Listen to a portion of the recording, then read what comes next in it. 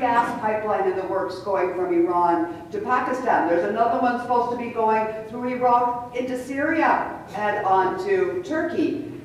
It is a country that is not really economically suffering. From the perspective of the nuclear program, politically we know there is simply no decision yet that has been made on developing the weapon of mass destruction. And Iran seems to be very happy to engage in negotiations that simply stay in stalemate. It has already made the majority of the major investments it needs to make in the weapons of mass destruction. It has already invested in its ballistic missile program, and it's up at 25–30% of nuclear enrichment. So those are the two big investment areas. Negotiations serve Iran well. It keeps Israel at bay, letting Iran focus on Pakistan and India, which are, to it, much more important nuclear powers, and they, just like Israel, but not, it must be said, like Iran, they are not part of the nuclear non-proliferation treaty. Iran is. It does have inspectors go in regularly. So it's quite concerned about what's going on its eastern side, not so much about what's going on the west. In reality, the fact of the matter is, this is where the Cold War really is going on. The vast U.S.-Israeli secret and systematic campaign of sabotage and cyber warfare already is a full-out state of war by other means. Meanwhile, and oddly, quite non-traditionally, one might almost think, sanctions have actually served Iran in certain ways. It's helped protect their local industry, which has become unbelievably self-reliant, offering the same kind of almost tariff action and protection that led the Asian states to turn into the Asian tigers. And unlike Greece's economy, which has contracted 20% over the last 4 years, Iran has suffered much, much less. It's undergoing a real estate boom. I was just speaking with one of the members of the audience about that who had just visited Iran. It's the second largest steel manufacturer in the Middle East. Its petrochemical industry has just risen by 18% over this last year of crippling sanctions. Finally, and do not underestimate, the Shia Crescent itself is a great economic opportunity. Iraqi Kurdistan is the star of the region in that it's economically booming. Iraq itself needs major reconstruction.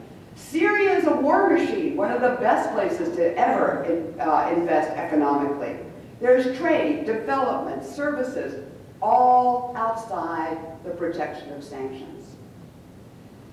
So we see that that is how the Shia Crescent is being led, and however cynically that Russia and Iran are asking for negotiations, they are nonetheless invested together in the setup in Syria. And they have worked with Hezbollah to try not to broaden this out across the borders. In other words, they in many ways are vested in keeping it contained. But, of course, neither Iran nor Russia are blind to the fact that Assad is not going to be there forever. He's lasted longer than expected. He's different than Mubarak and Ben Ali. He is the new generation already. He succeeded his father. The people supporting Assad support him as the young new generation. So we must not underestimate how much lasting power he may have. But in Iran's view, Assad will fall. But very likely his successor, certainly taking its cue from what's occurred in the terms of the Arab Spring, may very well be anti-American, anti-Israel. And so, if it plays its cards right, Whoever succeeds in Syria could very well be a friend. It doesn't have to be a Shia. And meanwhile, it expects a civil war. As increasingly, it must be said, does Jordan, Lebanon, Iraq, and Turkey, those neighbors too close for comfort. Which brings us to quickly the Sunni crescent. This is Saudi Arabia's game. In partnership with the equally wealthy Qatar as its front, the two are providing funding, arms, and other support to the Syrian Free Army and the Syrian Opposition Council. What is their goal? To turn Syria Sunni, to replace the gap that was left by Iraq. They're much less worried about the extremist tinge that is so fast growing into a strong component. And we can see that they have not been worried about what's going on in Libya, which Qatar also supported strongly. They are not as worried about the West, about the deep factionalism that divides Syria's opposition. The fact is that the Sunni crescent has been adamantly against negotiations from the outset. And it has been their agenda to work on their Western allies to make sure that we don't support negotiation either. And although the EU has currently a ban against sending in arms to the Syrian opposition, very simply because it's not clear whose hands those arms might really fall into, that is very likely to change over the next 2 months, as is our own policy in that regard. So we see that the Middle East is at the heart of this misalignment of great powers. And this poses its own dangers to U.S. interests. The Gulf leaders of the Sunni crescent, to whom we are close, though they are rich, they are also deeply conservative. They are increasingly repressive in the wake of the Arab Spring. They are growing more interventionist, supporting very conservative Sunni governments throughout the region. This is something Saudi has always done, by the way. It has always built conservative madrasas, and it has always promoted Salafism and Wahhabism. And by being so tied to Saudi and so alienated from Iran, the U.S. very simply finds that it cannot be a player in Syria's solution except to provide more arms.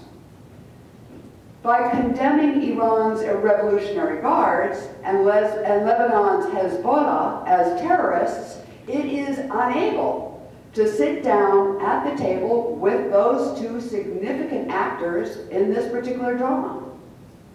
So what is the result? Extremism is growing.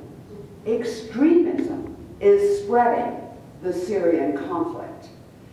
The extremist groups are the best trained, most experienced in fighting, very well funded, good sources of arms, and they're very loosely tied in one form or another as hangers-on, hopefuls, or direct offshoots of the various Al-Qaedas that we know about. Al-Qaeda in the Arab Peninsula, Al-Qaeda in Iraq, Al-Qaeda in the Islamic Maghreb. One of the best examples that we have in Syria is the Al-Nusra Brigade. This has already been banned by the United States as a terrorist group. It was previously based in Syria in order to fight the United States in Iraq, and would go across that border and go into Anbar province and fight with the Sunnis against the Shia and the United States.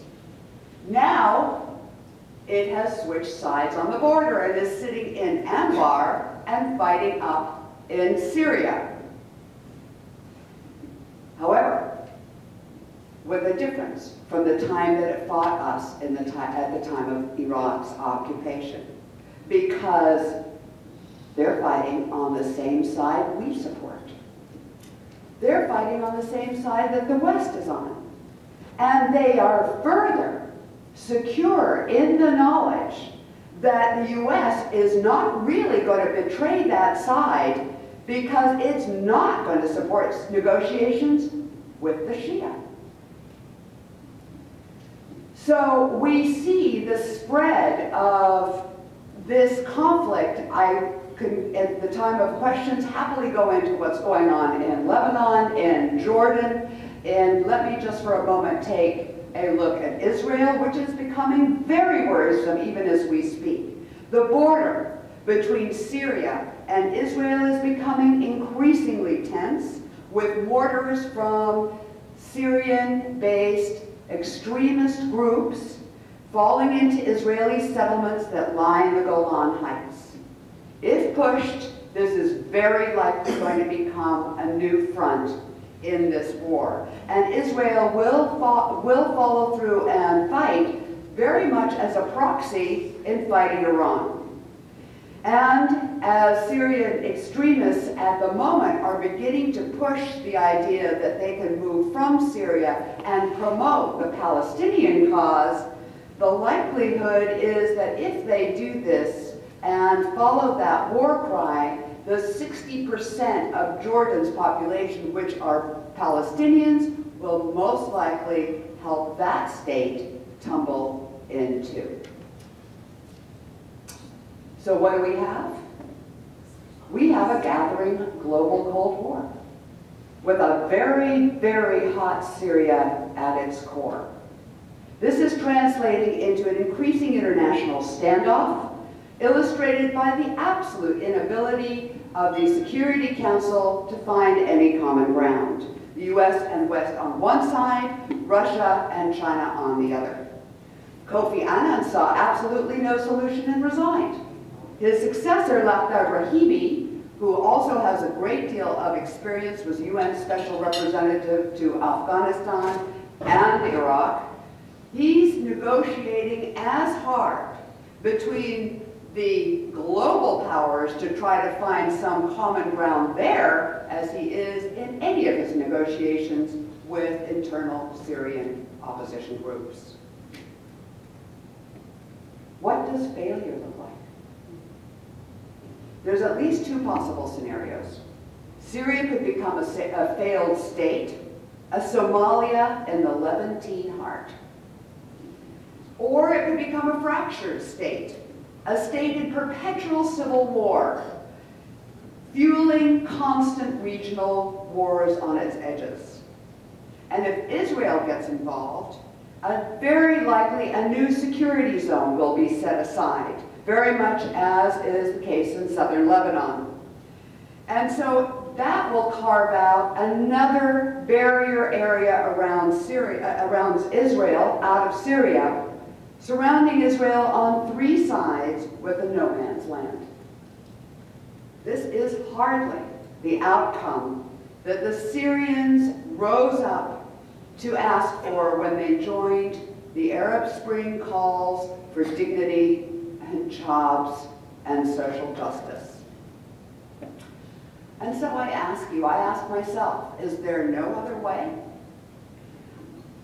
I tend to be an optimist, and so there is a phrase in the wonderful movie, The Best Exotic Hotel Marigold, where the main character always says, it will all turn out right in the end.